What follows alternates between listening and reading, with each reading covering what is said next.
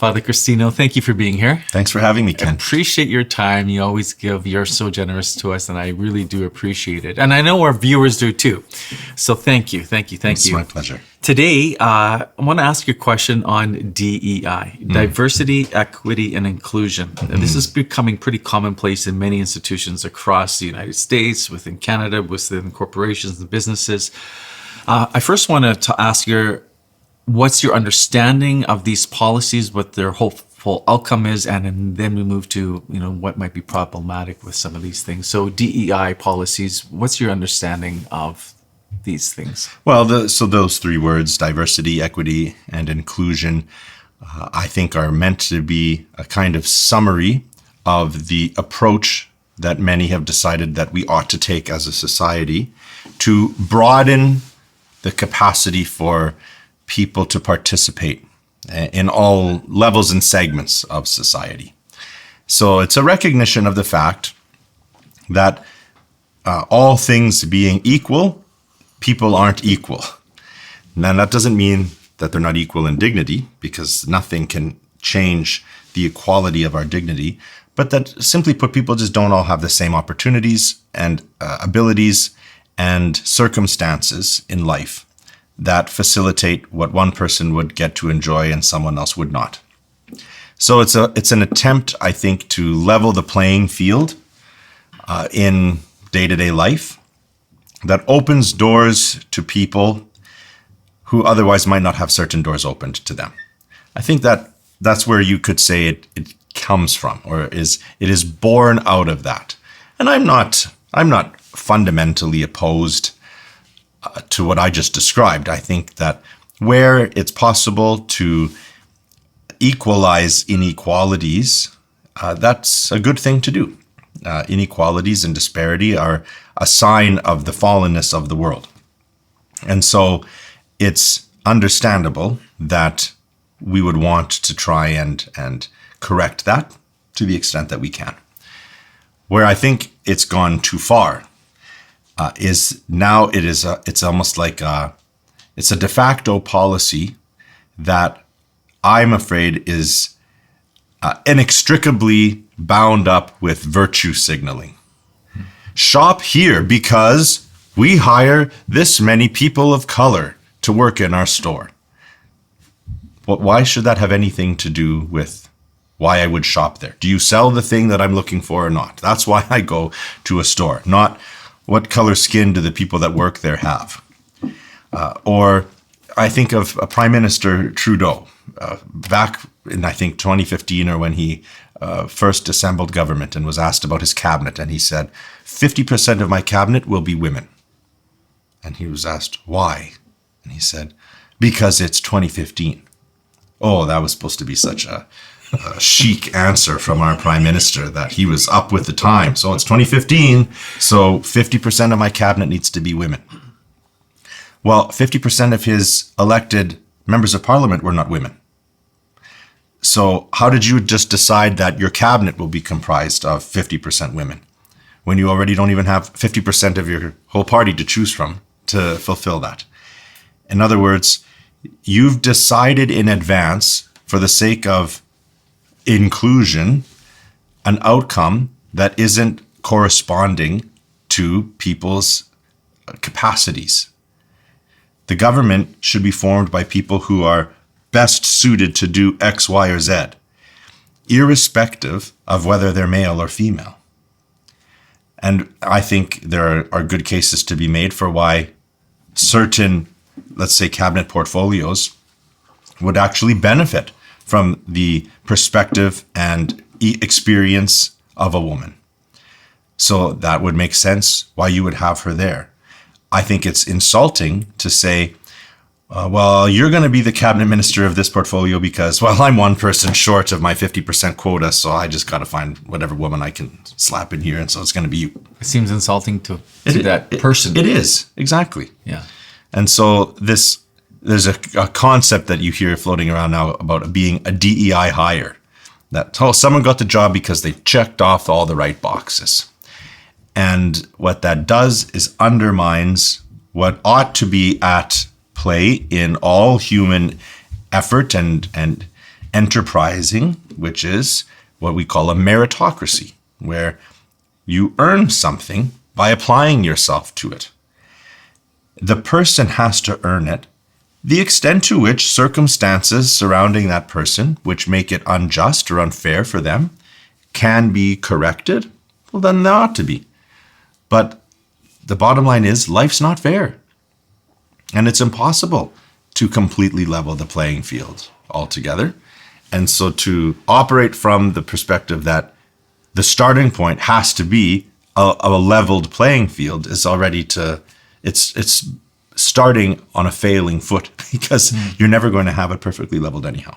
I think the intention behind people who push DEI is, I'm going to assume it's sincere. They want to help people who might be in a disadvantaged position.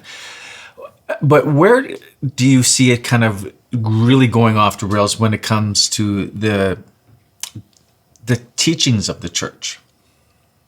Can you speak to that? Absolutely, because we have a very rich tradition of what has become known as Catholic social doctrine, which I think adequately enough, without having these extra categories, addresses the exact sincere concern of those who are advocating for DEI, which is the respect for human dignity, the realization of the equality, the fundamental equality of people, especially we would say in the eyes of God. God has made us all equal in our dignity and in our opportunity to be loved by Him.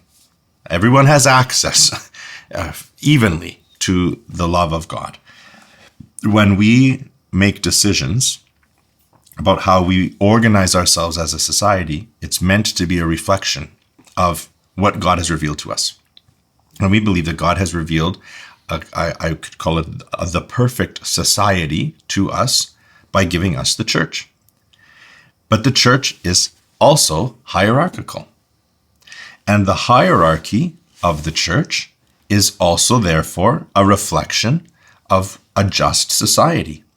And there being hierarchies, there being complementary roles, there being people who are placed over other people, that is a reflection of how God has ordained and organized the church. So seeing it in society ought not to be something that we rebel against, because otherwise we're going to be rebelling against the form that has been applied to our particular circumstances. So the church herself, not just even in her teachings, but how she exists as a society, is what I think we ought to be trying to reflect in the way that we organize ourselves in the society that's lived outside of the church. And imposing something like DEI standards and protocols is going to be contradictory by definition to the way in which the church has organized herself, because she is just concerned with upholding people's dignity, not making sure that everyone's all getting the exact same equal opportunity to do everything. Do you think it's possible that we end up with reverse discrimination? And I'll give you a concrete example, let you respond to it. But the Toronto Metropolitan University originally published goals for 75% of their seats reserved for equity-deserving applicants in the School of Medicine. So if you don't fall within a certain group of Indigenous, Black, or other equity-deserving groups, well, then you have to compete for the remaining 25%. And a segment of that would be like a straight, white male would have a much more difficult chance of getting into that school as opposed to someone who fits into one of these equity-deserving groups. Now, the school then got a lot of backlash and said, well, that was what did they say? It was a goal of aspiration. Mm-hmm. So presumably now they could exceed that goal, because some goals are sometimes meant to be broken. We go beyond them. So some are looking back and thinking, well, wait a minute here. Is this an example of reverse discrimination? You don't have the right skin color, you don't get in, or it's going to be really hard for you. Mm-hmm. Not based upon merit, not based upon your ability, but simply because of the group that you've been labeled to fit into. Right. we probably need to have a different and fuller conversation about this whole concept of identity politics. Because what we're talking about here is more specific, and I think it's worth just staying focused on that. But I will say that the categorization of people is exactly what ends up giving rise to the diagnosis that we need diversity, equity, and inclusion policies. It gives rise to itself. You only need it precisely because of there being in existence the thing that causes you to need it. It's deciding to plop everyone into respective categories and say, well, you're one of these and you're one of those and you belong to this and you belong to that. That then causes us to all notice our disparities and how unequal we all are, or how unfair the playing field is. So then you need to bring in some other policy to straighten that out. Whereas it was the categorization of people in the first place, that category that they use of equity deserving people.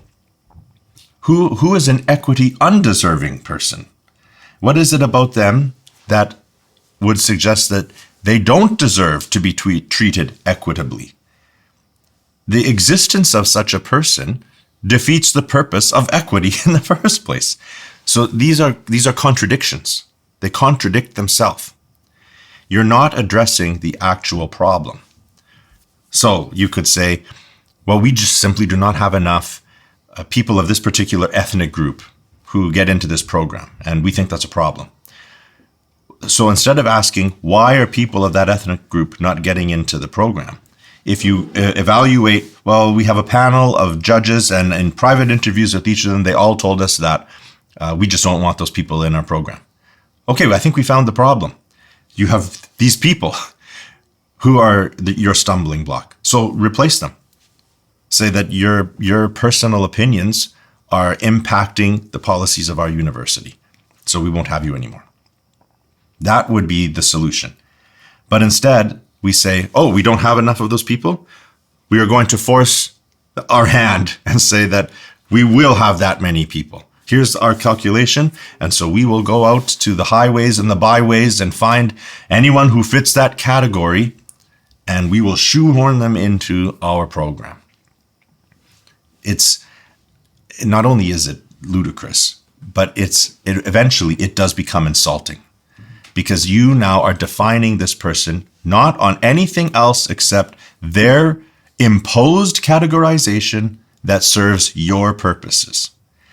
So it's just another form of a kind of what, if I can use the lingo of those who are in this world, that's another form of colonization. It's another form of, I am going to come in and impose upon this segment of the population this way of being. In your work with university students applying to colleges, have you come across the struggle that a student wanted to get into a college, but they felt like they were discriminated against because they didn't fit into one of these preferred groups? I think I don't know that I've come across too much of that, especially because these DEI things are not taking off that rampantly in my home province of Alberta. They're there, they're on paper, but I think it's sort of like everyone sort of looks out the side of their eyes like, oh yeah, DEI, and they check the boxes, but I don't know that it's being radically imposed at the same rate that it is in certain other territories or geographical locations. That being said, I think people acutely feel the sense that they aren't the right kind of person to have this opportunity or be given this scholarship. I think that's an example. I've had students who are applying for scholarships that they don't know why they weren't awarded the scholarship, other than the fact that doesn't seem like they checked off enough boxes. Because in applying for it, they start asking you all these things. What is your ethnic background? What gender do you identify with? So if you sound like one of these equity undeserving people, you're not going to get that scholarship. Unless you, for that day, decide that you're going to identify a certain way. And after the application, you identify back. And so there we go again with this idea that you're undermining the very thing that you say you're trying to fix. I know that you mentioned it's not happening or you're not aware of it as much in your provinces. I do know a specific case of a physician with two very bright children who want to become doctors, and their parent advised them not to because of this very issue, because it's just not likely, because they don't fit that right category.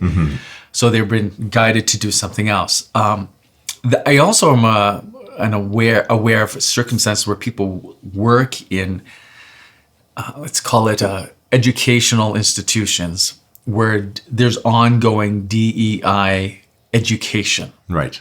for employees. And sometimes the language that's coming forth is it seems like it limits one's own free speech. For example, if it's communicating this sense of white privilege, for example, or that it undermines, the policies undermined traditional family values, that marriage is between a man and a woman exclusively. That's what marriage is. We have these DEI policies with ongoing education that push this. As a Catholic, you're sitting there, you're getting this in your inbox, and you're afraid to speak because you might lose your job. There's lots of people, I think, in that position. What do you say to them? Do they just remain silent and not speak up, or just do they go along with it? Do they say something? Hey, I don't really buy this white privilege thing that's being pushed on me in this corporate job. Or Right. Well, I would always just advise people to. We'll get back to the conversation in just a second, but a question for you. If you've been blessed by this video, you could help us out in a couple of very simple ways. Firstly, like and share this video. YouTube is going to see that and then suggest this message out to a larger audience. So that's something simple you could do. Secondly, could you pray for us? We're always in need of grace, and we'd greatly appreciate your prayers. And thirdly, if it is possible, consider supporting our mission at kenandjanelle.com. Your support allows us to continue producing videos just like the one you're watching. So thank you so much for the consideration. Now back to the conversation. Well, I would always just advise people to choose their battles. We don't have to verbalize everything we disagree with. It's just not pleasant. You don't make yourself an enjoyable person to be around when the only thing you ever talk about is everything you disagree with in the world. So I wouldn't go to that extreme where everything you hear from your employer that you think is wrong or that contradicts your values, that you take a stand and just make sure that you know that I don't agree with this. But if it's going to impact what you are expected to do, I've had young professionals in our chaplaincy in the past who've come to me during Pride Month and said, Father, like I'm being told I'm supposed to add something to my email signature, or I have to put this little flag or some rainbow icon on my desk, and I don't want to do that. And I would say to them, don't. And I'm interested to see, A, are you even going to be questioned about that? And B, if they question you and you simply say, I'm not personally comfortable with that, then what are they going to say to you? You're fired because you didn't put this flag on your desk? And if that's what they say, well, then these are the kinds of things that force public debate. And I think we're beginning to see the tide is turning on overwhelmingly people standing up and saying, no, sorry, this is out of control. It's a shrinking minority who are actually exerting that kind of power and influence in the name of DEI over the remainder of the population. I think, generally speaking, people would rather just not have imposed upon them the expectations that they have to behave in this way or that way, or you have to hold this opinion. They might be on paper. This is our generalized policy. Those who don't go along with it, I think, are doing so increasingly with little consequence. What's your thoughts on education, post-secondary education institutions that only accept people of certain ethnic backgrounds for education? That is the definition of racism. We think racism just means discriminating against a person in an unfavorable way because of their skin color. Your skin color is the product of some biological factor inside of yourself that you have no control over. And so to say that the presence or absence of this amount of people with this color of skin means this about our educational institution, that is, strictly speaking, being racist. And it doesn't matter if you would say, well, like you called it earlier, reverse discrimination. You can have reverse racism too, where even though people are benefiting from having this particular skin color, what's really wrong with racism is it is the reduction of a person to a feature about themselves as opposed to seeing them for all of who they are. We aren't our skin color. So even if it benefits you, you get to come to this university because you have the favored skin color. That is racism. And people are completely blind to the fact that whether it's benefiting or disadvantaging, either one, based upon my reduction of you to your skin color, is racism. Okay, I want to give you a concrete, specific example here within Saskatoon, and perhaps this is different than what you answered to, but there is a college called Suntip. It's only for Indigenous people with Métis and Indigenous background. No one else need to apply. Is that your response to that? Is that what you were referring to, or are you saying that those kind of colleges should not exist as well? Well, no, there's nothing wrong with people choosing to organize themselves in any particular way that they want. But so at that college, I would want to know what are the reasons why it's that way.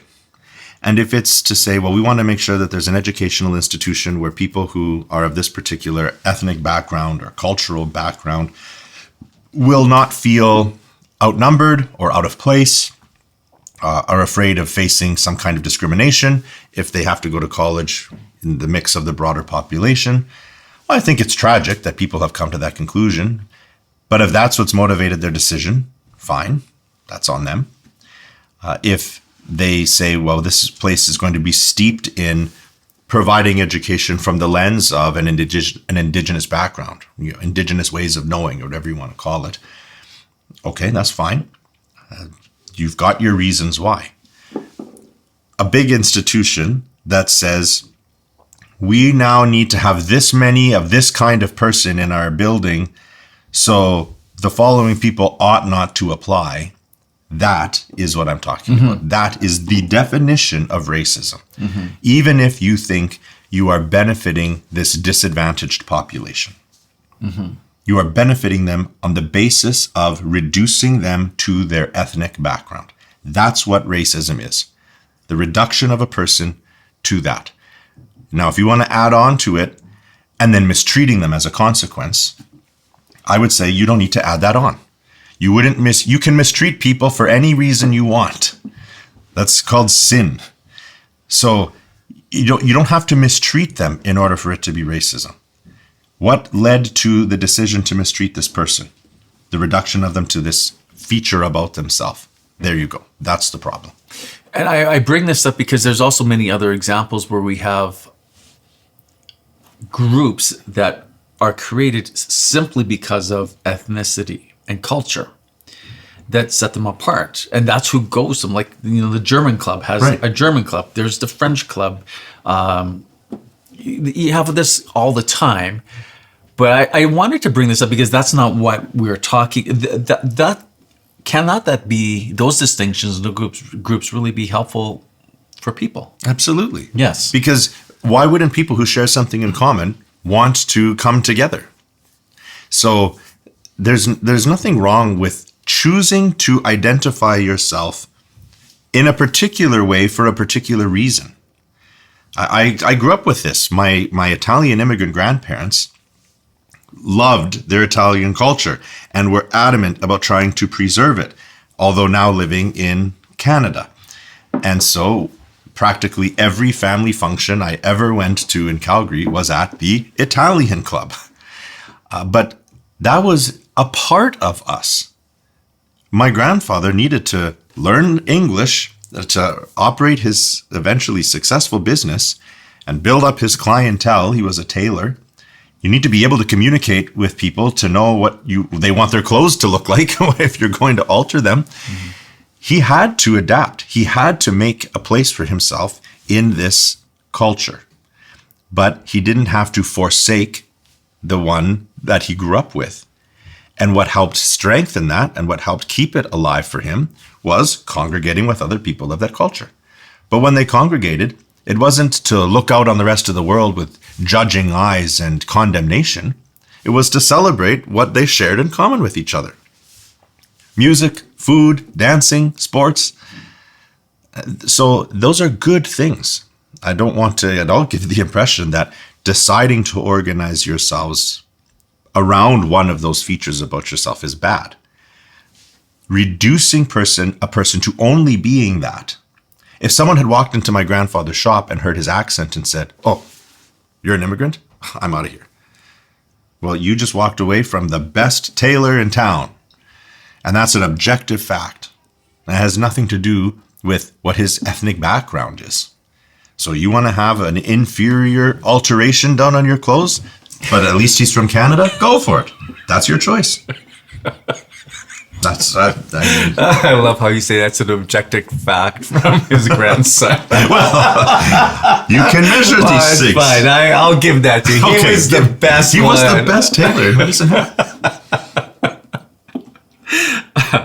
So, closing. Any final words or any loose holes that you... I guess I would say, I think people just need to not get so worked up about this thing existing. I don't know how long it's going to keep going. I think actually in the United States anyhow, we're already starting to see a lot of companies are saying, just kidding, we're not all about that anymore, because they're losing business. People are saying, I came here to buy a loaf of bread. I don't care how many of your employees are this skin color. And I think everyone is starting to wake up to the realization that it actually undermines any good thing that you actually intended in the first place. And so we need to restore a sense of looking upon one another as the whole human being that we are, which means endowed with inalienable dignity, and respect people on the basis that they are human, not on a list of categories that we've decided are deserving of equity. Okay, well said. Thank you. My pleasure.